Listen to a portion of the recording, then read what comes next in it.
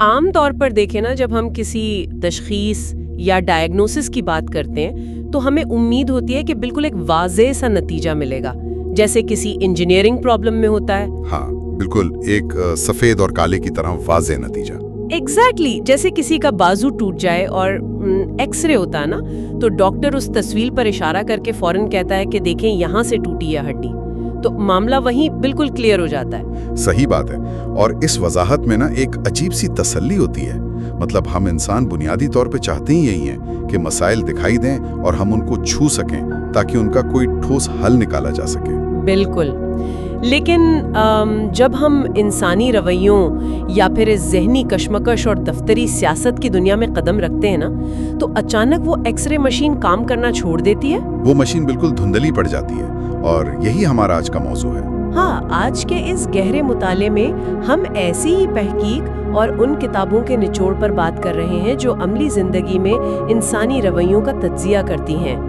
ہم ایک ایسی دھندلی سی بے نام تھکان کی نشاندہی کرنے والے ہیں جو خاص طور پر ان قابل لوگوں کو ہوتی ہے جو اپنا حق نہیں مانگتے۔ اور یہاں میں ایک چھوٹی سی وضاحت کرتا چلوں کہ آج کی ہماری اس گفتگو کا مقصد محض ان کتابوں کا کوئی خلاصہ بیان کرنا ہرگز نہیں ہے، بلکہ ہمارا مقصد اس ذہنی کشمکش کو سمجھنا ہے جہاں کم محنت کرنے والے اور زیادہ بولنے والے لوگ تیزی سے آگے نکل جاتے ہیں اور دگنی قابلیت رکھنے والے پیچھے رہ جاتے ہیں۔ بالکل، ہم اس ٹیکس اور اس پورے نظام کے کام کرنے کے طریقے کو سمجھیں گے جو اس خاموشی کی اتنی بھاری قیمت وصول کرتا ہے۔ واقعی، اور یہ ساری معلومات ان لوگوں کے لیے انتہائی اہم ہے جو اکثر یہ بوجھ اٹھائے پھرتے ہیں کہ ان کی قابلیت کو مسلسل نظر انداز کیا جا رہا ہے۔ تو اگر ہم اس بے نام تھکان سے ہی شروعات کریں تو سورسز واضح کرتے ہیں کہ یہ جسمانی مشقت والی تھکان نہیں ہے۔ نہیں، یہ جم سے واپس آنے والی تھکان نہیں ہے۔ ہاں، یہ نیند پوری کرنے سے ٹھیک نہیں ہوتی۔ صبح اٹھنے پر بھی نا یہ ذہنی بوجھ ویسا ہی محسوس ہوتا ہے، کیونکہ اصل میں یہ تھکان محنت کی نہیں بلکہ یہ دیکھنے کی تھکان ہے کہ دوسرے لوگ آدھی محنت کر کے دگنا سلسلہ طے کر چکے ہیں۔ یہاں ذہنیت کا ایک بہت گہرا پہلو سامنے آتا ہے۔ یہ تھکان جسم میں نہیں ہوتی بلکہ یہ دنیا کی اس میکینزم کو سمجھ لینے کی وجہ سے پیدا ہوتی ہے کہ دنیا دراصل چلتی کیسے ہے۔ جب نظام سمجھ آ جائے۔ تحقیق اس کی بڑی چبھنے والی مثالیں پیش کرتی ہے۔ مثال کے طور پر کسی آفس میں ایک شخص جس کا تجربہ دوسروں سے 2 سال کم ہے، اسے پروموشن مل جاتی ہے۔ اور وہ اس لیے نہیں ملتی کہ وہ کام میں بہت ماہر تھا، بلکہ اس نے کیمپین چلائی ہوتی ہے۔ ایگزیکٹلی۔ اس نے ہر میٹنگ میں، ہر کافی بریک پر سب کو بتایا اور احساس دلایا کہ وہ یہ پروموشن چاہتا ہے۔ اور اسی تحقیق میں ایک اور مثال ہے جو واقعی آئینہ دکھاتی ہے۔ فرض کریں کسی منگل کی میٹنگ میں کسی نے بلند آواز میں ایک آئیڈیا پیش کیا، پورے کمرے نے تعریف کی اور اسے انوویٹو قرار دے دیا، جبکہ حقیقت میں وہ آئیڈیا اس شخص کا تھا ہی نہیں۔ بالکل نہیں تھا۔ وہ اصل میں 4 ہفتے پہلے کسی قابل لیکن خاموش شخص نے ایک تفصیلی ای میل میں بھیجا تھا، لیکن اس ای میل پر کسی نے توجہ ہی نہیں دی، کیونکہ ای میل کی اپنی کوئی آواز تو نہیں ہوتی نا۔ قابل نہیں ہوتا، لیکن انعام اسی کو ملتا ہے جو سب سے زیادہ آواز نکالتا ہے۔ ہاں، اور جب قابل انسان یہ رولز جان لیتا ہے تو وہ چلاتا نہیں ہے بلکہ وہ ایک گہری خاموشی اختیار کر لیتا ہے۔ یہ بات سن کر مجھے ایک عجیب سا منظر ذہن میں آتا ہے۔ یہ بالکل ویسا ہی ہے جیسے کوئی شخص کسی بورڈ گیم کو کھیل رہا ہو، وہ گیم کے رولز اچھی طرح سمجھ جائے اور کھیلتے کھیلتے اسے اچانک یہ احساس ہو کہ یہ گیم اس طرح ڈیزائن ہی نہیں ہوئی کہ وہ اسے اپنی قابلیت پر جیت سکے۔ اسے معلوم ہے کہ پاسا کسی اور کے حق میں بنایا گیا ہے۔ ہاں، تو وہ بغاوت نہیں کرتا بلکہ وہ بس کھیلنا چھوڑ دیتا ہے اور کنارے پر بیٹھ جاتا ہے۔ اور مزے کی بات دیکھیں، اس کنارے پر بیٹھنے کو ہی باہر کی دنیا غلط سمجھ لیتی ہے۔ جب یہ قابل لوگ خاموش ہوتے ہیں تو مینیجرز انہیں مشورہ دیتے ہیں کہ اپنی ویزیبلٹی پر کام کرو، جیسے یہ کوئی تھیٹر ہو جہاں بنا آڈیشن پرفارم کرنا ہے۔ تو کیا واقعی ان قابل لوگوں میں کانفیڈنس کی کمی ہوتی ہے یا پھر اس خاموشی کے پیچھے کوئی اور وجہ ہے؟ یہی تو سب سے بڑی غلط تشخیص ہے۔ اکثر لوگ اسے امپوسٹر سنڈروم کا نام دے دیتے ہیں، جس میں انسان قابل ہوتے ہوئے بھی خود کو ناقابل سمجھتا ہے۔ لیکن ہمارے آج کے سورسز اسے رد کرتے ہیں۔ بالکل رد کرتے ہیں۔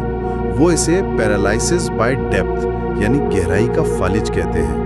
یہ اعتماد کی کمی ہرگز نہیں ہے، یہ اصل میں انسان کا اتنا قابل ہونا ہے کہ وہ کسی بھی بات کے غلط ہونے کی 20 پہلوؤں کو اتنی صفائی سے دیکھ لیتا ہے جتنا دوسرے لوگ اس کے صحیح ہونے کو بھی نہیں دیکھ پاتے۔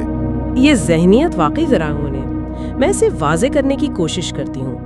یہ بالکل ایسا ہے جیسے میرے پاس ایک انتہائی جدید 8K ریزولوشن کا ہائی ڈیفینیشن ٹی وی ہو۔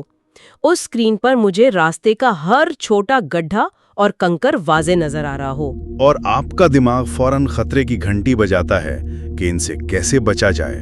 ہاں، میں رک جاتی ہوں، جبکہ وہ دوسرا شخص جس کا ٹی وی بالکل بلر اور دھندلا ہے، اسے وہ رکاوٹیں نظر ہی نہیں آتی اور وہ بنا کسی ہچکچاہٹ کے بے دھڑک آگے نکل جاتا ہے۔ اور اس ایچ ڈی اسکرین اور دھندلی ٹی وی کا سب سے بڑا المیہ یہ ہے کہ ہماری سوسائٹی اس اندھے پن کو کانفیڈنس اور لیڈرشپ کا نام دے دیتی ہے۔ سوسائٹی سوچنے پر انعام نہیں دیتی، بلکہ سوچنے کی ایکٹنگ کرنے پر انعام دیتی ہے۔ ایگزیکٹلی۔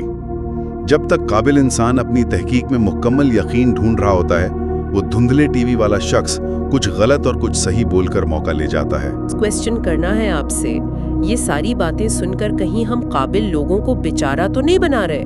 مطلب دنیا کا نظام تو ایسے ہی چلتا ہے، ہم اونچا بولنے والوں کو کیوں برا بھلا کہیں جبکہ وہ تو بس اپنا گیم کھیل رہے ہیں؟ یہ انتہائی اہم سوال ہے، اور سورسز اس بات پر زور دیتے ہیں کہ یہاں کسی کو ویلن نہیں بنایا جا رہا، اونچا بولنے والے کوئی سازش نہیں کر رہے ہیں، یہ ایک سسٹم کی انیفیشنسی ہے، نظام کی خامیاں ہیں۔ ہاں، سوسائٹی اپنے بہترین ذہنوں کو استعمال کرنے سے قاصر رہ جاتی ہے، اور صرف سوسائٹی کا نقصان نہیں بلکہ قابل انسان کو ایک بھاری قیمت چکانی پڑتی ہے جسے انویزیبل ٹیکس کہا گیا ہے۔ یہ ٹیکس 4 حصوں میں ادا ہوتا ہے۔ تو پھر ان 4 ٹیکسز پر بات کرتے ہیں۔ پہلا ٹیکس کیا ہے؟ پہلا ہے ایٹریبیوشن، یعنی آئیڈیاز کو منسوب کرنا۔ سوچنے میں آتا ہے کہ آپ کے بہترین آئیڈیاز کسی نے چوری کر لیے جب کسی اور کو کریڈٹ ملتا ہے۔ لیکن اصل میں چوری نہیں ہوتے۔ نہیں، ہوتا یہ ہے کہ اس قابل انسان نے غلط وقت پر بغیر کسی پرفارمنس کے وہ بات انتہائی دھیمے لہجے میں بیان کی تھی، اور پھر وہ بعد میں خاموشی سے کسی اور کو کریڈٹ لیتے دیکھتا ہے۔ یعنی اپنا ہی آئیڈیا چوری ہوتے دیکھ کر شرمندہ بھی خود ہی ہونا، یہ واقعی تکلیف دہ ہے۔ دوسرا ٹیکس کیا ہوتا ہے پھر؟ دوسرا ہے سلیکشن یا انتخاب۔ فیصلے کسی ایکسل شیٹ پر نہیں ہوتے بلکہ اس امپریشن پر ہوتے ہیں جو آپ کمرے میں چھوڑتے ہیں، اور قابل لوگ اپنے بہترین آئیڈیاز ان اسپیسیفک لمحات کے لیے بچا کر رکھتے ہیں جو کبھی نہیں آتے۔ مطلب وہ اپنے ہتھیار اس وقت کے لیے بچا رہے ہیں جب جنگ ہی ختم ہو چکی ہوتی ہے۔ اور تیسرا ٹیکس کیا ہے اس میں؟ تیسرا ٹیکس وقت کا ہے۔ نظر انداز کیے جانے کا ہر سال کمپاؤنڈ انٹرسٹ کی طرح جمع ہو رہا ہے، لیکن یہ فائدہ اس خاموش انسان کو نہیں مل رہا۔ یہ سود وہ اونچا بولنے والا شخص اس کی جگہ جمع کر رہا ہے جس کی ریپوٹیشن بڑھ رہی ہے، جبکہ خاموش انسان کا وقت بالکل وہیں ٹھہرا رہتا ہے۔ یہ ایسی چوٹ ہے جو شاید سالوں بعد محسوس ہوتی ہے۔ لیکن میری ایک الجھن ہے، اگر دنیا مسلسل کسی کو ریجیکٹ کر رہی ہو تو اس کے اپنے ذہن پر کیا گزرتی ہے؟ آپ نے بالکل ٹھیک جگہ پوائنٹ کیا ہے۔ یہ چوتھا اور سب سے بڑا ٹیکس ہے جسے انٹرنل بلیف یا اندرونی یقین کہا گیا ہے۔ انسان خود پر شک کرنے لگتا ہے۔ بالکل، جب باہر کی دنیا بار بار نظر انداز کرتی ہے تو اندر کا ایک حصہ اس بات سے اتفاق کرنے لگتا ہے کہ شاید میں واقعی اس قابل نہیں۔ باہر کے نظام کی جہالت اس کی اپنی سچائی بن جاتی ہے۔ یہ سب سے مہنگا ٹیکس ہے جو ایک شخصیت کو تباہ کر دیتا ہے۔ لیکن سوال یہ ہے کہ اب کیا کیا جائے؟ اگر یہ ٹیکس اتنا بھاری ہے تو حل کیا ہے؟ کیا اس قابل انسان کو اپنی فطرت بدل کر لاؤڈ ہونا پڑے گا؟ اگر حل یہی ہوتا تو وہ کب کا اپنا چکے ہوتے۔ حل شخصیت بدلنا ہرگز نہیں ہے۔ یہاں جم رون کا ایک کال پیش کیا گیا ہے کہ آپ کھلاڑیوں کو نہیں بدل سکتے، لیکن آپ اپنے کھیلنے کا انداز بدل سکتے ہیں۔ یعنی انہیں اونچا بولنے والا انسان بننے کی ضرورت نہیں؟ نہیں، ان کی اصلی طاقت ان کی گہرائی ہی ہے۔ انہیں صرف ڈیلیبریٹلی ویزیبل یعنی جان بوجھ کر سامنے آنے کی ضرورت ہے۔ اچھا، تھوڑی وضاحت چاہیے۔ لاؤڈ ہونے اور ڈیلیبریٹلی ویزیبل ہونے میں فرق کیا ہے؟ جب میں لاؤڈ لوگوں کی بات سوچتی ہوں تو مجھے فلڈ لائٹ کی مثال یاد آتی ہے۔ وہ ہر وقت آن رہتے ہیں اور میٹنگ میں سب کی آنکھوں میں ان کی روشنی پڑ رہی ہوتی ہے۔ وہ ہر خاموشی کو بھرتے ہیں۔ بالکل، فلڈ لائٹ ہر چیز پر روشنی ڈالتی ہے، ضرورت ہو یا نہ ہو۔ लेकिन जो शख्स डिलिबरेटली विजिबल होता है वो एक लेजर पॉइंटर की तरह होता है। जो सिर्फ खास नुक्ते पर फोकस करता है। हाँ, उसकी रोशनी कॉन्सेंट्रेटेड होती है। जब ज़रूरत होती है वो सिर्फ उसी अहम मकाम को रोशन करता है जहाँ तवज्जो की सख्त ज़रूरत होती है। यानी लेजर पॉइंटर बनने का मतलब है कि आपको हर वक्त बोलने की जरूरत नहीं, लेकिन जब बोलें तो निशाना ठीक बैठे। दरअसल वो हर बात पर राय नहीं देता, बल्कि वो सिर्फ एक सबसे अहम खामोशी को चुनता है और उसे बिल्कुल सही वक्त पर और बिना किसी हिचकिचाहट के भरता है। यहाँ राज शर्मानी का एक हवाला है कि दुनिया सबसे तैयार शख्स को इनाम नहीं देती, बल्कि सबसे ज्यादा मौजूद शख्स को इनाम देती है। लेकिन इसमें काबिल लोग क्या गलती करते हैं? क्या तैयारी करना गलत बात है? तैयारी गलत नहीं है, लेकिन काबिल लोग ये समझते हैं कि तहकीक और तैयारी करना ही असल में उन्हें आगे आने की इजाज़त देगा। वो एक परफेक्शन का इंतज़ार करते हैं, लेकिन हकीकत यह है कि किसी भी मीटिंग में आज तक किसी ने आगे बढ़कर किसी दूसरे को बोलने की इजाज़त नहीं दी। ये बात तो बहुत सच है। कोई मैनेजर आपके पास चलकर नहीं आएगा कि आइए अब आप कुछ बताएं। कभी नहीं होता ऐसा। दुनिया आगे बढ़ जाती है, इसलिए किसी और की इजाज़त देने का इंतज़ार नहीं करना चाहिए। जो थकन हमने शुरू में डिस्कस की थी ना, वो थकन असल में आगे बढ़ने की परमिशन स्लिप है। मतलब जब थकन इंतहा को पहुंच जाए तो वही इशारा है। तो अगर हम आज की इस पूरी गुफ्तगू का एक निचोड़ निकालें तो बात यहाँ रुकती है कि सिर्फ काबिल होना काफ़ी नहीं है। काबिलियत खुद ब खुद अपनी जगह नहीं बनाती, बल्कि उसे एक मखसूस लम्हे पर अपनी मौजूदगी का एहसास दिलाना पड़ता है। फ्लड लाइट नहीं बनना, लेकिन अपने लेज़र पॉइंटर को ठीक वक्त पर चलाना लाजमी है। और हमारे सोर्सेज इस हवाले से एक बहुत गहरा पैगाम देते हैं, उस सही लम्हे के बारे में जिसका काबिल लोग इंतज़ार करते हैं। क्या मतलब वो आइडियल वक्त जब सब आसान लगे? नहीं, यही तो बात है।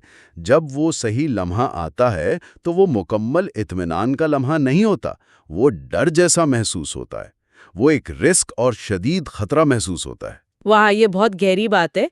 तो इससे ये सोचने पर मजबूरी होती है कि हमारी अमली जिंदगी में ऐसे कितने सही लम्हे हैं जिन्हें हमने सिर्फ डर या बेचैनी समझकर नजरअंदाज कर दिया, जबकि असल में वो आगे बढ़ने के इजाजतनामे थे। यही सबक है कि डर ही इजाजतनामा है। इस जबरदस्त ख्याल के बाद आखिरी बात जो दिमाग में आती है वो वही शुरू वाली धुंधली एक्सरे मशीन है। जब कल सुबह उठकर किसी काबिल शख्स को वो बेनाम सी थकन फिर से महसूस हो ना, तो उसे आराम करके ठीक करने की कोशिश ना की जाए। वो थकन असल में यही कह रही होती है कि जिस गेम के रूल समझ आ गए हैं, अब उसमें अपना पासा खुद फेंकने का वक्त आ गया है। खामोशी की कीमत अब बहुत महंगी हो चुकी है। इस मुताले में हमारे साथ इस सफ़र पर चलने का बहुत शुक्रिया। अगली बार एक नए मुताले के साथ फिर हाजिर होंगे।